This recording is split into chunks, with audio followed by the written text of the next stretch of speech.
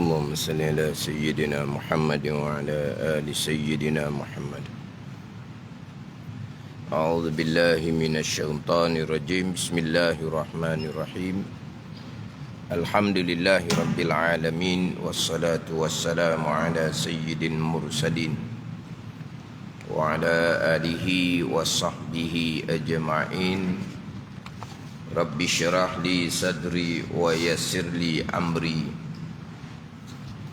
واحلل عقدة من لساني يفقهوا قولي. سبحانك لا علم لنا إلا ما علمتنا إنك أنت العليم الحكيم. ولا حول ولا قوة إلا بالله العلي العظيم. Kitab Penawar Bagi Hati, muka surat 52, baris yang kedua daripada bawah. Kitab Penawar Bagi Hati, muka surat 52, baris yang kedua daripada bawah. Qala al-muallifu rahimahullahu ta'ala wa nafa'ana bi'ulumihi amin. Dan sabda Rasulullah sallallahu alaihi wasallam, man tarakal libasa tawadu'an lillahi ta'ala wa huwa yaqdiru alaihi da'allahu yaumal qiyamati ala ru'usil khalaiki hatta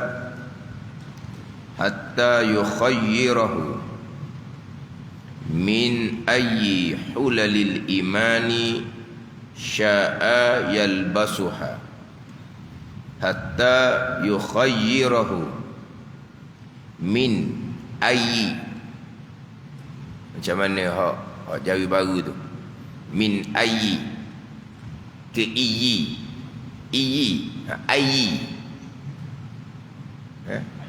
hak rumi ayyi, hak rumi comel, hak tu iyyi. Saya pun iyyi juga, tapi salah lah, nak ayyi. Min ayyi, ayyi ni daripada barang mana ia. Min ayyi hulalin, bukan min iyyi. Min ayyi hulal imani sya'a yalbasuha. Artinya barang siapa meninggalkan ia akan memakai pakaian yang elok.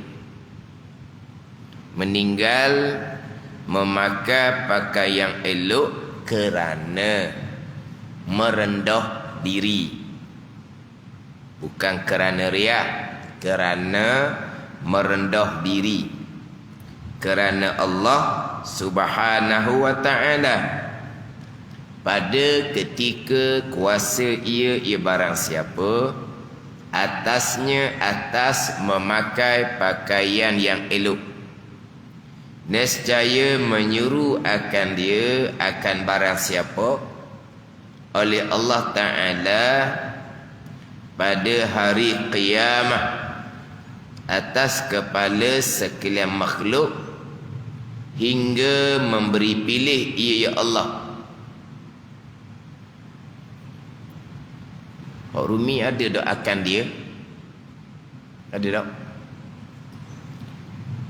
Hingga memberi pilih ia ya Allah, ada tak akan dia? Hak rumi ada tak akan dia? Hak rumi. Mana hak rumi ya? Tak bengah belakang hak rumi ni. Nescaya hingga memberi pilih ia akan dia. Akan dia ada tak? Tak ada. Yukhayyirahu, memberi pilih ia ya Allah hu, akan dia. Akan barang siapa. Dia ada akan dia tu. Daripada barang mana segala hullah. Segala hullah iman. Hullah ni pakaian. Menghendaki barang siapa, menghendaki ia, memakai ia akan hullah. Dan sabda Rasulullah sallallahu alaihi wasallam menceritakan berkaitan dengan merendah diri adalah sifat hati yang dipuji pada syarak. Lawan kepada tajuk kita adalah takabur, membesar diri. Itu sifat kecelaan, dosa yang besar, takabur. Kemudian nak cerita pula sebaliknya, lawan pada sifat takabur ada sifat tawaduk. Merendah diri adalah kelakuan sifat hati yang dipuji oleh Allah Subhanahu wa ta'ala. Hak kita baca minggu lepasnya, sabda Nabi sallallahu alaihi wasallam, ma zadallahu 'abdan bi'afwin illa izzan wa ma tawadha'a ahadun lillahi illa rafa'ahu Allah. Artinya tiada menambah oleh Allah Ta'ala akan hamba dengan sebab memaafkan kesalahan orang lain, melainkan akan kemuliaan di dunia dan di akhirat. Orang yang memaafkan kesalahan orang lain akan dapat kemuliaan di dunia dan di akhirat, dan dikurniakan pahala yang besar, dan akan diampuni kesalahannya di hari akhirat. Orang yang mudah-mudah memaafkan kesalahan orang lain ketika hidup atas dunia, yang mana kesalahan kita dengan Allah yang banyak kesalahan kita dengan Allah. Kita duduk kira kesalahan orang kepada kita, kita tidak mahu maafkan, walhal kita lagi banyak kesalahan dengan Allah Subhanahu wa ta'ala. Itu kesalahan yang sebenar-benar. Adapun kesalahan sesama kita kerana melanggar syarak yang ditetapkan oleh Allah. Walhal apa yang berlaku kesalahan sesama kita, orang ambil harta kita, hakikinya bukan harta kita pun, milik Allah Subhanahu wa ta'ala, tetapi panggil kesalahan sebab syarak telah menetapkan kita tidak boleh ambil harta orang yang hakikinya bukan harta sesiapa tapi milik Allah Subhanahu wa ta'ala. Tapi kira kesalahan lah dari segi undang-undang syarak, walaupun hakikinya bukan harta sesiapa melainkan milik Allah Subhanahu wa ta'ala. Macam mana kita kesalahan dengan Allah Subhanahu wa ta'ala, yang mana harta tu hakikinya milik Allah, tapi kita guna ikut nafsu kita, buat perkara yang tidak diredai oleh pemilik yang hakiki Allah Subhanahu wa ta'ala. Itu lagi besar. Jadi kesalahan sesama kita, kesalahan itu hukum syarak, kena jaga pula hukum syarak. Jangan kita menafikan hukum syarak. Tak apa, ambil harta sesama kita halal. Sebab apa? Sebab bukan harta sesiapa, harta itu milik Allah. Maka halal ambil harta sesama kita. Waktu boleh terundur kepada kafir zindik, kafir murtad yang menafikan hukum syarak, hukum Allah Subhanahu wa ta'ala. Konong-konongnya dia kira hakikat, konong-konongnya ini hakikah yang terpesong, yang boleh terundur pada kafir zindik, kafir yang menafikan hukum syariah Allah Subhanahu wa ta'ala. Tapi nak ceritanya itu kesalahan sesama kita. Kesalahan kita kan lebih besar dan lebih banyak. Tiba-tiba kesalahan sesama kita, kita nak buat kerah, kita tambah maafkan. Jadi kalau kita tak memaafkan, tak ada apa-apa, sebab bukan wajib maafkan. Tetapi kalau kita maafkan, pahala yang besar akan dapat kemuliaan di dunia dan di akhirat, akan dapat keampunan Allah Subhanahu wa taala di hari akhirat. Dan tiada merendah diri oleh seseorang kerana Allah. Merendah diri kerana Allah. Bukan merendah diri kerana ada tujuan yang tertentu, bukan. Bukan merendah diri kerana kelebihan yang ada pada seseorang, bukan. Merendah diri kerana Allah Subhanahu wa taala. Kalau merendah diri kerana kekayaan seseorang, dalam hadisnya, man tawadha'a li ghaniyin li ghinahu zahaba sulusa dini. Sesiapa yang merendah diri bagi seseorang yang kaya kerana kekayaannya, nescaya hilang 2/3 agamanya. Dia merendah diri bagi orang yang kaya kerana kekayaan. Kerana kekayaan hilang 2/3 agamanya. Adalah hadis yang lainnya, man tawadha'a li ghaniyin salihin zahaba sulusa dini. Sesiapa yang merendah diri bagi orang kaya yang soleh, bukan orang kaya yang derhaka. Zahaba sulusa dini, hilang 2/3 agama. Tapi merendah diri bagi orang kaya yang soleh ni, li ghinahu lah, kerana kekayaan. Kerana kekayaan dia. Tapi orang kaya ni soleh sekalipun, kalau merendah diri kerana kekayaannya, hilang 2/3 agama. Ni dah ni, tiada merendah diri oleh seseorang kerana Allah, melainkan meninggikan akan dia oleh Allah Subhanahu wa taala. Meninggi akan dia, itu hak rumi dah. Hak rumi gitu dah. Kan hak rumi senyap je ni. Hak Jawi mana Nazri? Melainkan meninggalkan.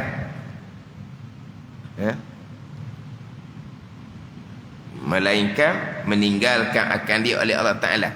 Begitu. Tak jumpa?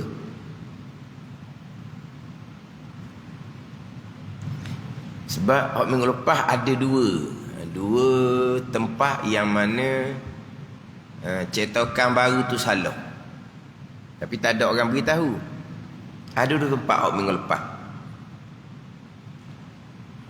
Dan tiada merendah diri oleh seseorang kerana Allah, melainkan meninggikan akan dia oleh Allah Ta'ala. Meninggikan.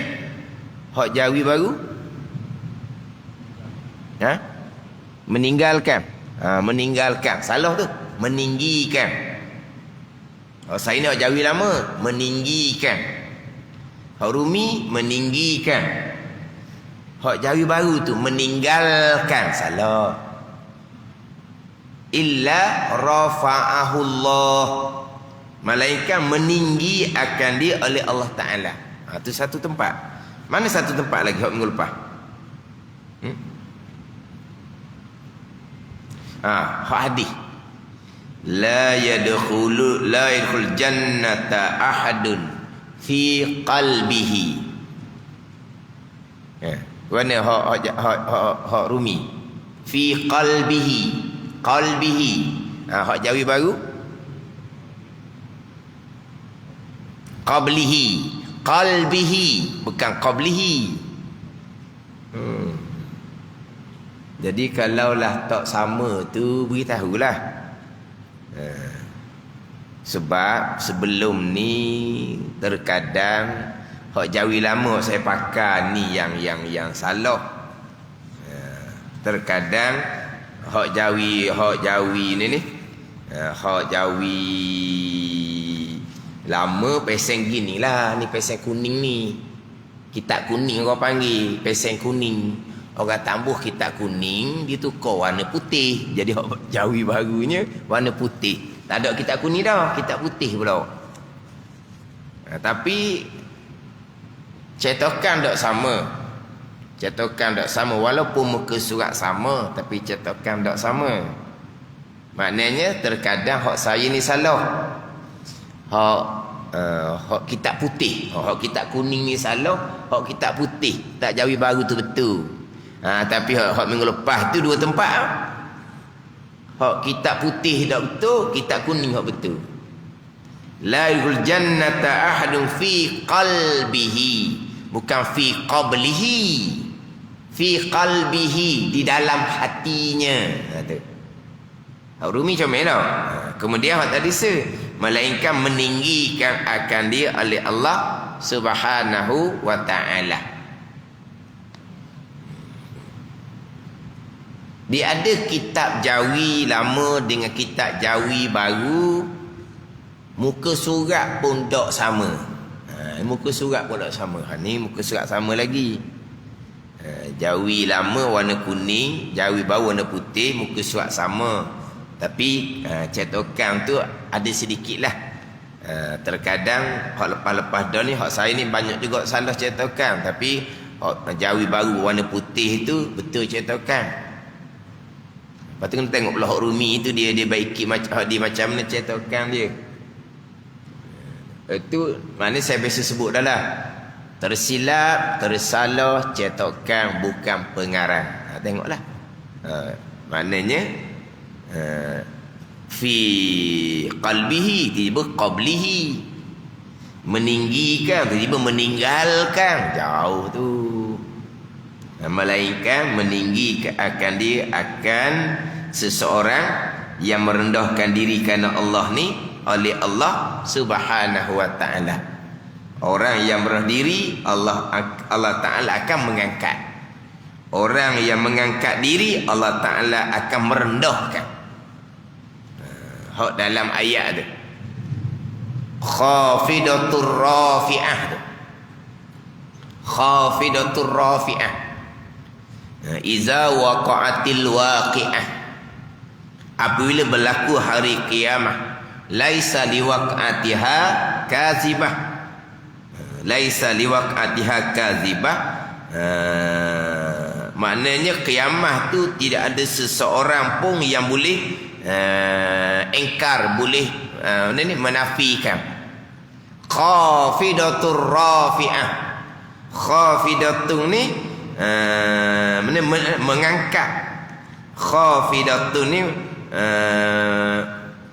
merendah oleh Allah Subhanahu wa ta'ala, menjatuhkan oleh Allah Subhanahu wa ta'ala akan orang yang takabur, yakni akan orang yang derhaka. Khafidatur rafi'ah. Khafidah ni Allah Ta'ala merendahkan, menjatuhkan orang yang derhaka, termasuk orang yang mengangkat diri, orang yang menyombong diri. Khafidatur rafi'ah. Allah Ta'ala akan merendah, menjatuhkan orang yang sombong, orang yang mengangkat diri. Rafi'ah ni Allah Ta'ala mengangkat, Allah Ta'ala meninggikan orang yang taat akan Allah, termasuk orang yang merendah diri di dunia. Khafidatur rafi'ah, Allah Ta'ala akan menjatuhkan orang yang meninggi diri, dan Allah Ta'ala akan meninggi, mengangkat orang yang merendah diri di dunia. Ini kalau kita nak fokus kepada meninggi diri, derhaka, merendah diri, ketaatan. Kalau kita nak umum ke khafidatur rafi'ah, Allah Ta'ala akan menjatuhkan, Allah Ta'ala akan merendahkan orang yang derhaka kepada Allah. Dan rafi'ah ni Allah Ta'ala akan meninggi, mengangkat orang yang taat akan Allah. Itu umumlah. Kalau kita nak ambil bicara kita sini ke khafidatur rafi'ah, menjatuh, merendah akan orang yang mengangkat dia, orang yang sombong. Mengangkat, meninggi akan orang yang merendah diri atas dunia. Man tawada'a rafa'ahu Allah wa man tarafa'a wada'ahu Allah. Sesiapa yang merendah diri, nescaya Allah akan mengangkat, dan siapa yang mengangkat diri, nescaya Allah Taala akan merendah, menjatuhkan. Jadi meninggi diri, sombong, sifat kecelaan.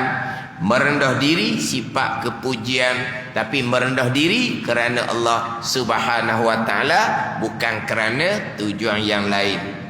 Merendah diri tujuan lain macam mana? Merendah diri supaya orang kadang-kadang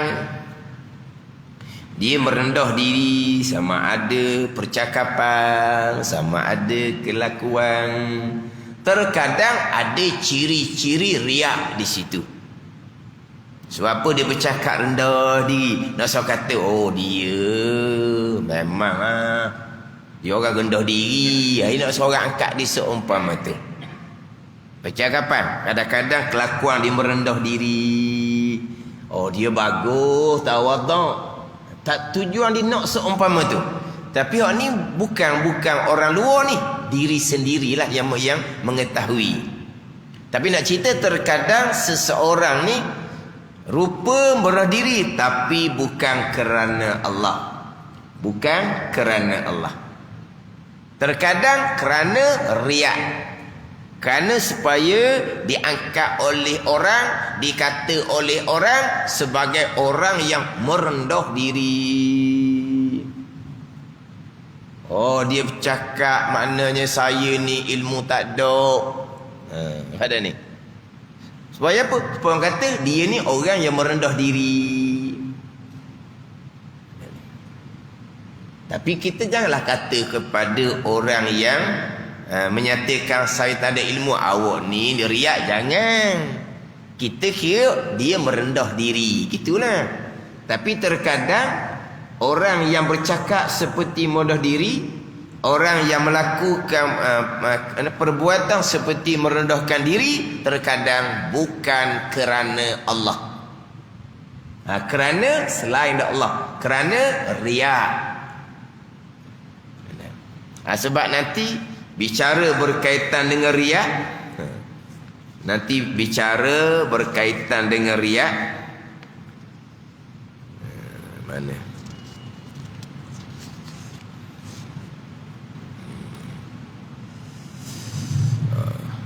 Dalam kitab ni riak ada 6 macam. Dan kedua, riak dengan kelakuan, seperti menundukkan kepala dan memejamkan mata. Ini apa? Riak dengan kelakuan. Ketiga, riak dengan pakaian. Riak dengan pakaian, seperti memakai akan kain-kain yang kasar dan bertampung-tampung supaya disangka akan dia ahli tasawuf.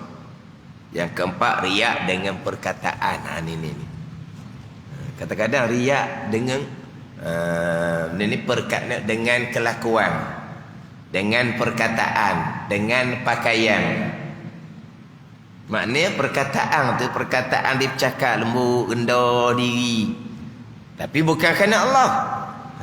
Tapi kerana supaya disangka oleh orang ianya adalah orang yang tawaduk. Ada ni. Ni rendah diri kerana Allah, bukan kerana yang lain. Sebab itulah bicara hati ni bicara yang sangat halus, yang kita memang kena sentiasa titik beratkan hak perkiraan berkaitan dengan hati ni. Sedikit-sedikit je. Padahal merendah diri dengan kelakuan, merendah diri dengan percakapan, itu kepujian. Dan ni, itu kepujian. Mana bercakap tidak menyombong diri, kelakuan tidak menggambarkan kesombongan. Mana bercakap dengan merendah diri, orang dengar pun suka, orang dengar pun tak tersinggung. Ada ni. Walaupun terkadang dia bercakap tu dia menegur kita. Dia bercakap tu dia menegur kita benar. Tapi dia bercakap ketika menegur kita tu bercakap dengan percakapan yang merendah diri. Tak terasa kita, bahkan rasa malu pula kitanya. Ada ni. Sebab apa? Sebab dia menegur kita tu dengan percakapan yang merendah diri.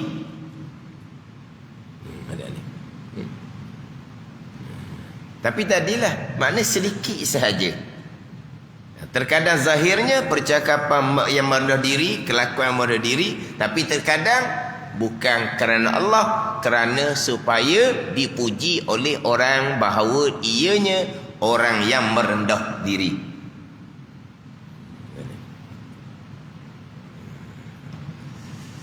Sebab itulah kita ni kena sederhana lah. Sederhana. Maknanya kalau kita buat, maknanya percakapan, kelakuan merendah diri itu lebih-lebih. Kadang-kadang hak ni ada hal lain pula. Pada ni. Tapi itu tak boleh nak tuju ni. Lepas tu kata, bicara hati masing-masing. Bicara yang halus. Bukan merendah diri, dia panggil lakonan. Itu merendah diri lakonan. Tapi jadi, memanglah kalau pelakon terbaik, jadi pelakon terbaik. Akhirnya terbongkar kemudian siapa dia sebenarnya.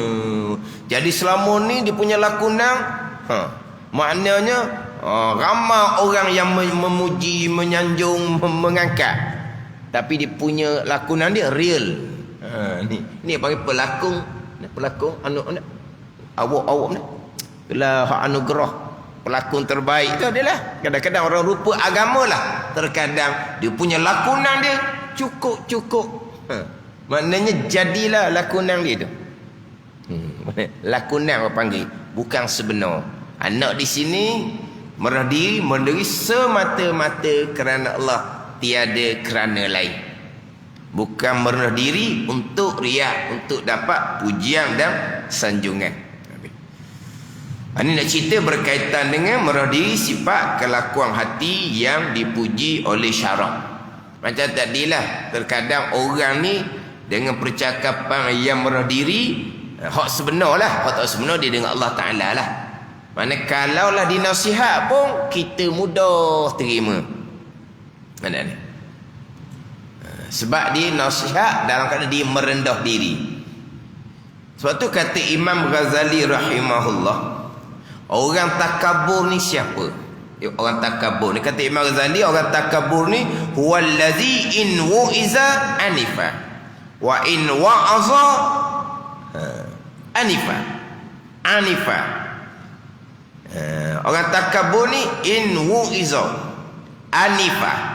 Apabila ditegur, nescaya dia marah, melenting. Wa in wa'aza anifa. Kalau dia menegur dengan keras. Ni orang sombong.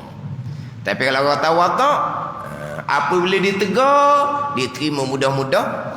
Apabila dia menegur dengan merendah diri. Ni orang tawaduk. Orang takabur Mazali kata, tegur je melenting, marah. Tapi time dia tegur orang, tegur dengan keras. Orang sombong macam mana? Orang tawaduk, bila dia tegur, dia terima kasih, alhamdulillah. Ni orang mudah diri. Dia menegur pula, menegur dengan lembut, dengan percakapan yang merendah diri. Ni orang tawaduk. Ghazali kata ni memang betul-betul lah. Orang sombong kalau tegur siap. Kamu siapa? Mudah kenal ke aku siapa? Ni orang sombong. Kalau tegur kok melenting. Walah kalau dah ditegur benda tu benda yang sebenar salah, kita terimalah. Tapi kadang-kadang yang ditegur melenting ni bercakap bab rohani, penyucian rohani. Penyucian rohani lah. Bila ni nasihat berkaitan dengan perjalanan penyucian rohani yang sebenarnya macam mana, begian. Fokus kat ilmu fadha'in terdahulu. Itu jalan yang sebenar. Tegur melenting lalu. Tapi cakapnya penyucian rohani. Faham-faham lah. Tapi bila tegur orang, tegur dengan keangkuhan. Ni orang sombong. Di hadapan dia akan ceritalah orang sombong ni, mereka yang tolak kebenaran. Al-kibru man batal haq. Takabur ni orang yang tolak kebenaran. Dia tolak kebenaran. Cerita kebenaran, dia akan tolak. Tegur, dia akan melenting, marah. Walah, bila ditegur, tilik tengoklah. Jalanan kamu betul ke tidak sebenarnya? Ikut jalanan hak agama Allah Subhanahu wa taala, tengok. Tapi orang sombong tak boleh. Tegur je akan melenting, tegur Ghazali. Dia tegur dengan keras. Orang yang tawaduk ditegur, dia akan tilik kembali, dia akan muhasabah kembali. Kalau yang ditegur, yang perkara yang tegur tu tak salahnya, kenapa kamu kata salah? Dia akan perjelaskan. Dia akan perjelaskan dengan rendah diri. Orang tegur, tapi teguran tu dah betul pun, tak ada salah pun apa yang dia lakukan. Tapi dia akan menjelaskan dengan merendah diri. Kalau orang sombong, kebetulan yang ditegur tidak salah, ambil peluang tu lah. Kalau terang-terang dia salah pun dia melenting dah, ni orang sombong. Kemudian orang yang merendah diri ni, bila dia menegur dengan suara yang lembut, suara yang merendah diri. Sebab apa? Menegur untuk kebaikan sama-sama, bukan kerana kesombongan. Ini beza mana? Langit dan bumi, ya tak? Utara dan selatan. Antara orang yang takabur, sifat kecelaan, dengan orang yang tawaduk, sifat kepujian. Ini bicara hati belaka ni.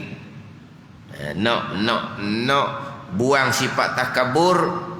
Cara ni, obatnya macam mana? Dia akan bicara di hadapan, dia akan bicara macam nak menghilangkan sifat takabur, macam mana nak semaikan sifat merendah diri. Ini semua adalah kewajipan kepada kita yang disandarkan kepada pilihan kita dan usaha kita.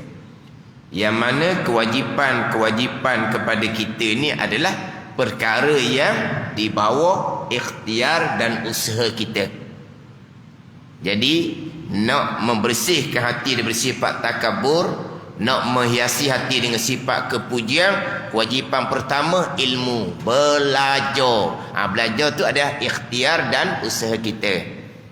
Selepas dapat ilmu, beramal dengan bahawa membersihkan hati daripada sifat kecelaan takabur, beramal dengan bahawa menghiasi hati dengan sifat kepujian tawaduk. Hak beramal ni pun pilihan dan perbuatan usaha hamba.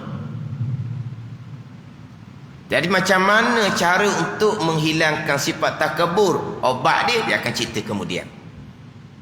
Nak menghilangkan sifat takabur, ada ni. Hak ni hak kewajipan kepada kita. Ada pun daripada amal ibadah kita, daripada sembahyang sunat puluh-puluh, ratus-ratus rakaat, daripada puasa sunat tiap-tiap hari, sentiasa dalam keadaan perutnya lapar, kurang makan, dalam keadaannya membaca Al-Quran 1, 2, 3 hari khatam sekali, berzikir, berselawat puluh-puluh ribu. Hak ni bicara lain. Hati akan disucikan oleh Allah. Ini kurniaan, bukan ikhtiar usaha kita. Ini kurniaan, bukan ikhtiar usaha kita. Ini penyucian rohani lapis atas. Ini kita bicara ni penyucian rohani yang wajib fardu ain kepada kita. Ini bicara dulu. Bicara ni dulu. Barulah pergi kepada memperbanyakkan amal tadi. Memperbanyakkan amal tadi, Allah Ta'ala akan menyucikan rohani. Itu kurniaan, bukan ikhtiar dan usaha kita. Itu kurniaan. Tapi nak pergi kepada nak dapat kurniaan dengan perbanyakkan amal-amal sunat, ini pastikan dahulu ilmu hak fardu ain, amal batin fardu ain ni kita selesaikan. Faham tak ni? Kalaulah hati mengekali dosa besar takabur yang mewajibkan neraka, kalau tidak diampuni, dalam keadaan kita memperbanyakkan amal-amal sunat, sama sekali tidak akan diterima oleh Allah Subhanahu wa taala. Hak saya baca hak semalam di Masjid Putih, kitab Minhajul Abidin. Sebab apa? Sebab ini membersihkan hati daripada sifat kecelaan umpama takabur adalah ikhtiar dan usaha kita yang diwajibkan ke atas kita. Tapi hak ni tidak dipedulikan. Hak dia pada amal zikir banyak-banyak, dia kata boleh menyucikan rohani hak lapis atas. Macam nak menyuci rohani hak lapis atas? Tidak diterima oleh Allah sebab mengekalkan maksiat dosa besar yang mewajibkan neraka dalam keadaan dia melakukan amal-amal yang sunat yang sama sekali tidak akan diterima oleh Allah Subhanahu wa taala. Kena letak molek lah. Mana hak ilmu amal yang menjadi pilihan dan usaha kita yang wajib fardu ain dengan ilmu dan amal kemudian dikurniakan oleh Allah Subhanahu wa taala. Kalau ilmu laduni, itu kurniaan Allah Subhanahu wa taala. Bila bicara bab ilmu fardu ain, ilmu kasbi yang wajib kita usaha belajar, tidak dipedulikan. Dia kata ada ilmu laduni, itu kurniaan Allah. Kepada siapa? Kepada orang yang beramal, orang yang belajar ilmu, beramal dengan ilmu, Allah Ta'ala akan kurnia ilmu laduni. Man amila bima alima warasallahu ilma ma lam ya'lam. Man amila bima alima, sesiapa yang beramal dengan barang yang ia ketahui. Ilmu hak wajib belajar kena ada dulu, kemudian beramal. Warasallahu ilma ma lam ya'lam. Allah Ta'ala akan kurnia kepada ini ilmu yang dia tak tahu, ilmu laduni dia panggil. Tapi pada siapa? Sesiapa yang beramal dengan ilmu yang dia pelajari itu. Mana apa? Kena belajar dahulu ilmu hak kasbi, hak pilihan dan perbuatan usaha kita tu. Beramal, beramal tu Allah Ta'ala akan kurniakan ilmu laduni. Tapi belajar hak kewajipan fardu ainnya tidak. Ada ilmu laduni dia kata. Ni jalan tak betul belaka lah. Maknanya amal sama juga. Amal hak pilihan dan usaha kita membersihkan hati dari sifat kecelaan umpama takaburnya tidak dipedulikan. Lepas tu dibicarakan berkaitan dengan penyucian rohani yang dikurniakan oleh Allah Subhanahu wa taala daripada amal ibadah sunat yang diterima oleh Allah. Bukan amal ibadah sunat berserta dengan takabur, itu tidak diterima oleh Allah. Tambahan pula perbanyakkan amal sunat, akidah pun tak peduli. Perbanyakkan amal sunat, ilmu fiqh fardhu ain pun dikesampingkan. Itu bukan tu. Sekarang ni dia ada macam-macam. Kena beringat molek lah. Kena beringat molek. Hak mana hak kewajipan kita belajar, ikhtiar dan usaha. Hak mana amal hak kewajipan atas kita, beramal, ikhtiar dan usaha. Kita ada sunnah kan? Walaupun hakikinya ikhtiar usaha tu semua datang daripada qada dan qadar Allah Subhanahu wa taala. Hak ilmu laduni kurniaan serah kepada Allah. Hak sekucian rohani Allah menyucikan hati, Allah Ta'ala naikkan darajah, itu kurniaan daripada Allah Subhanahu wa taala. Bukan lopak bukan. Ni hak kewajipan kita ni. Belajar molek berkaitan apa dia takabur, apa dia tawaduk, hatu hak belajar yang menjadi pilihan dan usaha kita, yang menjadi kewajipan ke atas kita. Beramal ni pula ni. Tapi macam mana nak menghilangkan sifat takabur, dia akan bicara kemudian. Dipanggil obat penawar yang menghilangkan sifat takabur. Tapi hilang macam mana? Atas penawar yang kita guna tu lah. Penawar yang macam mana, mujahadah kitanya macam mana. Tapi kalau kita sentiasa melazimi ilmu bicara bab hati, adalah bukan kata ilmu bicara bab hati lah, kita melazimi belajar ilmu fardu ain, akidah diri, amal zahir fiqh diri, amal batin tasawuf diri. Tak ada jalan nak takabur. Nak bengok, nak akak muka pun malu. Pandai ni. Kalau kita belajar ilmu diri, dia panggil ilmu akidah kita. Ilmu bab amal zahir kita. Ni ilmu bab bicara hati kita. Nilai balik macam mana pegangan kita, amal zahir kita, hati kita macam mana. Kita banyak salah dengan Allah Subhanahu Wa Taala, tak ada jalan nak takabur. Apabila alhamdulillah selesailah ilmu fardhu ain serta dengan amal, kemah dah kita bicara bab hati pun sama juga. Nak takabur, nak membesar dirinya ikut jalan mana. Apa yang ada di kita ni semuanya adalah taufik hidayah daripada Allah. Kemudian untung nasib kita kemudian kita tak tahu. Sekarang alhamdulillah duduk dalam belajar dan beramal. Tapi al-ibrah bi khawatimiha, bi'iktibaran perkiraan seseorang tu bahagia ahli syurga, seseorang tu celaka ahli neraka adalah di kesudahan. Kesudahan kita terjamin ke? Pada ni. Kalau kesudahan kita terjamin, memang kita masuk dalam daftar ada nama kita dah, beres dah kitanya, boleh dah nak takabur. Terjamin ke kesudahan kita? Pada ni. Kita belajar sangat. Amal kita macam mana, kesudahan kita macam mana. Tengok orang tak belajar tu, dia tak belajar, dia buat apa-apa kesalahan, memang itu kesalahan. Pada masa itu, masa akan datang kita dah tahu dianya macam mana. Gitu jelah. Pandai ni. Akan datang tiba-tiba Tuhan buka hati dia. Dia pun bertaubah. Dia baru mula nak belajar, Tuhan matikan dia. Mati dalam keadaan dia bertaubah dengan Allah Subhanahu Wa Taala. Bahagian baik untuk dia. Kita belum tentu lagi. Mana? Bab ilmu, bab diri kita sendiri, kita sentiasa. Maka mudahlah kita nak jaga hati kita. Itu jalan kita nak membersihkan hati kita daripada sifat takabur contohnya. Takabur ke, ujub ke, riak ke.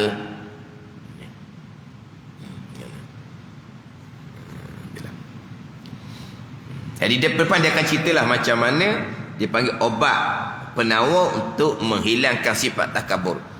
Dan sabda Rasulullah sallallahu alaihi wasallam, man tarakal libasa tawadu'an lillahi ta'ala wa huwa yaqdiru alaihi da'ahu Allahu yaumal qiyamati ala ru'usil khalaiqi hatta yukhayyirahu min ayyi hulalil imani sya'a yalbasuha.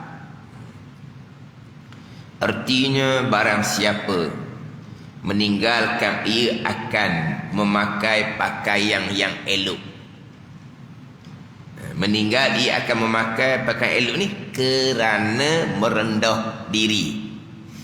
Merendah diri kerana Allah. Pada ketika kuasa ia barang siapa atasnya atas memakai pakaian yang elok. Nescaya menyuruh akan dia akan barang siapa oleh Allah pada hari kiamat, menyuruh atas kepala sekalian makhluk hingga memberi pilih ya Allah akan dia akan barang siapa daripada barang mana segala hullah pakaian iman menghendaki ia memakai ia akan hullah dikendaki. Ini huraian dikendaki dengan menyuruh atas kepala makhluk bahawa memasyhurkan akan dia akan barang siapa tadi ni oleh Allah Ta'ala antara sekalian manusia, dan bermegah-megah Allah Ta'ala dengan dia, dengan barang siapa tadi, kerana mulia di sisi Allah Subhanahu Wa Ta'ala. Dan makna hullah itu asal dia dua helai kain yang baru yang diselendang dan kain yang dipakai di pinggang, itu asalnya. Jadi hullah iman ni pakaian iman. Orang yang meninggalkan memakai pakaian yang elok kerana merendah diri kerana Allah, dalam kan dia berkuasa, dia mampu untuk pakai pakaian elok. Tapi orang ni kena jagalah kerana Allah. Bukan tadi Bukan riak kerana pakaian. Kenapa pakai pakaian hok kasar-kasar? Kenapa pakai pakaian hok biasa-biasa? Kerana nak seorang kata dianya orang ahli tasawuf. Tu riak. Ni dak ni. Dia meninggalkan memakai pakaian elok ni kerana merendah diri kerana Allah. Pada ketika kuasa ia, kenapa tidak pakai pakaian elok? Allah pakaian elok mahal. Kita pun modal tak cukup. Itu tak masuk bicara di sini. Dia berkuasa nak pakai pakaian elok, tapi dia pakai pakaian yang sederhana. Pakai pakaian sederhana kerana merendah diri kerana Allah. Allah Ta'ala akan masyhurkan di hari akhirah kepada sekalian manusia yang lain.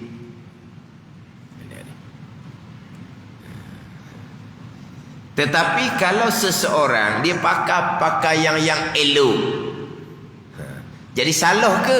Tidak. Dia pakai pakaian elok kenapa? Kerana dia nak menzahirkan kenikmatan yang dikenakan Allah, dan dia nak meninggikan kesyukuran dia kepada Allah. Atau atas hati masing-masing. Bukan berarti pakai elok ni bukan orang yang merendah diri, orang yang sombong. Orang yang tidak pakai elok walaupun dia berkemampuan, barulah orang yang tawaduk. Jangan salah faham. Dia orang yang berkemampuan, dia pakai baju hok ni, hok branded apa? Branded tau. Hok ada jenama tu. Ni bukan orang yang berani, orang takabur. Jangan. Tak ada ni. Mana diselesa dengan pakaian yang yalah. Pada ni. Tapi dia bukan sombong. Dia begini je. Apa-apa pun hati nombor satu. Dia pakai baju hok comel, tapi hati dia tidak sombong. Dia pakai pakaian yang biasa-biasa kerana dia nak menunjuk kepada orang, walaupun dia orang kaya raya, tapi dia orang yang bukan ahli dunia. Tu mana apa? Hati masing-masing. Di sini dak ni.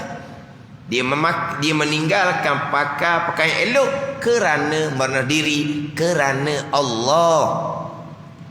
Bukan kerana nak menunjuk pada orang. Makna aku ni walaupun orang yang berkemampuan, tapi pakai pakaian macam ramai-ramai. Sebab apa? Sebab nak menunjukkan bahawa dia ni bukan orang yang menyombong diri. Nak tunjuk dia ni orang yang bukan ahli dunia. Kalau hati seumpama tu, jadi riak pula. Tapi dia kok mana pun, yang lebih mudah kita nak kawal hati adalah sederhana. Sederhana. Kita berkemampuan ke, kemampuan yang biasa-biasa ke, kita pakai pakaian yang sederhana. Kalau sama macam orang nak riaknya kat mana? Kalau pakaian tu hebat sangat, kena jaga pula, takut timbul takabur. Kalau kita pakai pakaian yang agak kurang daripada orang lain, kena jaga pula, takut timbul riak. Orang lain, kamu tengok orang lain tu, pakai comel-comel, sederhana je, bukan pakai mewah, sederhana. Tengok kamu pakai, maknanya berkedut-kedut. Ni baru betul orang akhirat, ahli tasawuf, bukan ahli dunia. Pada ni pakaikan pelekat, dia punya belipak sebelah belakang, dekat-dekat nak sampai ke lutut belah belakang. Belipaknya kan pelekat. Sebab apa? Tak gosok. Kalau gosok je, itu ahli dunia. Saya gosok pun tidak. Berkedut. Kan pelekat berkedut, pakaian berkedut. Sebab apa? Saya ni ahli tasawuf.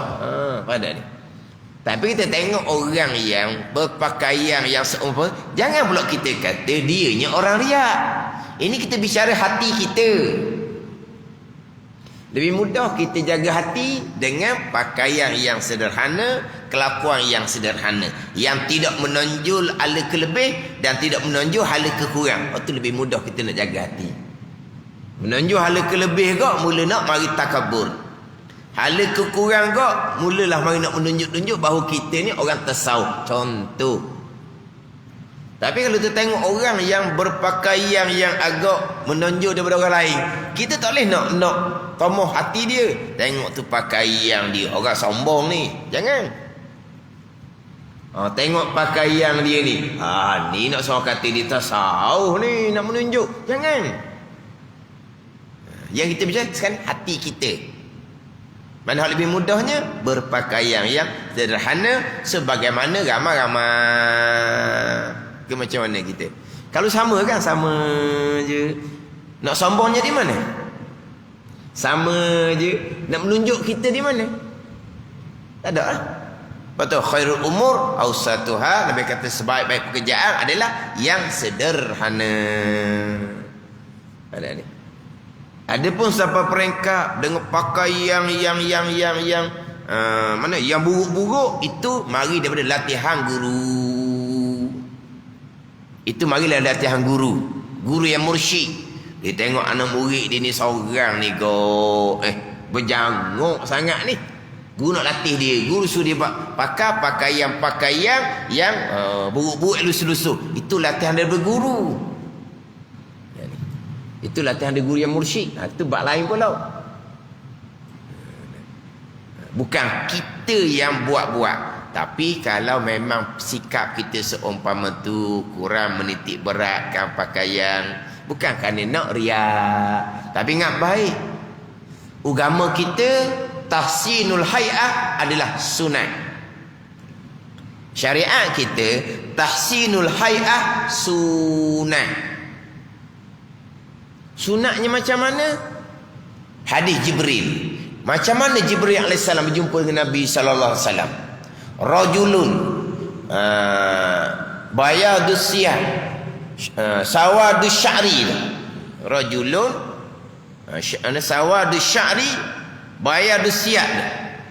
Seorang lelaki yang mana bajunya putih, rambutnya hitam. Comel kelakuan dia ni. Siapa ke tak ada tanda musafir pun tak ada. Mana comel? Bukan kata orang musafir ni pakaian dia akan jadi macam mana orang musafir jalan jauh pakaian dia. Macam mana orang musafir rambut dia. Orang musafir jalan jauh rambut dia macam mana? Kusuk sedikit lah sebab jalan jauh. Tapi Jibril AS jumpa Nabi, pakaian dia putih comel, rambut dia hitam molek. Tak ada pun gambaran orang yang musafir jalan jauh. Mana apa? Pakaian pun comel, tubuh badan pun comel. Maka ulama istimewa hukum bahawa disunatkan kita tahsinul hay'ah, mengelokkan kelakuan pakaian ataupun tubuh sebagaimana yang digambarkan oleh Jibril AS ketika berjumpa dengan Nabi atas rupa seorang lelaki yang tidak dikenali. Jangan lupa tu. Tahsinul hay'ah memang disunatkan. Jangan faham agama ni dia kena cuka cemaking, keduk, hak berat laginya, bau pun tak sedar. Tu bukan agama tu. Tu bukan. Tu lagi jauh, tu bukan. Orang nak semai duduk dekat pun pening. Dia nak tutup dia punya bau yang kurang elok tu, dia tutup pula dengan dicuah pula minyak wangi. Orang bau, sekali wangi sekali apok ni apa benda ni, pening aku duduk sebelah. Wangi kan ni dia tuang minyak wangi. Minyak wangi tu dia tuang. Seolah-olahnya lah, bukan tuang. Tapi jadi dia nak tutup apa? Apa? Angit gelah hak angit itulah busuk bango. Ni bukan makin. Ni bukan hak yang ditetapkan oleh syariah. Syariahnya tahsinul hay'ah. Elok kelakuan pakaian ataupun tubuh tetapi yang sederhana. Ambillah. Dan hanya senya adalah membesar diri itu sangat besar dosanya hingga tiada masuk syurga mereka itu yang ada dalam hatinya sebesar biji sawi daripadanya, kerana ada di bawahnya, bawah membesar diri, 3 macam daripada kekejian yang besar. Dibalik semula kepada pembicaraan membesar diri, sifat takabur, sifat kecelaan. Wallahu a'lam. Bismillahirrahmanirrahim. Alhamdulillahirabbil alamin. Wassalatu wassalamu ala sayyidil mursalin wa ala alihi wa sahbihi ajma'in. Allahumma iftah alaina futuhal arifin. Allahumma allimna ilma akdamin wa fahimna famas sabiqin warzuqna ruqat talibin. Allahumma zidna ilma wa alhiqna bis salihin. Wa sallallahu ala sayyidina Muhammad wa ala alihi wa sahbihi wa sallam. Walhamdulillah.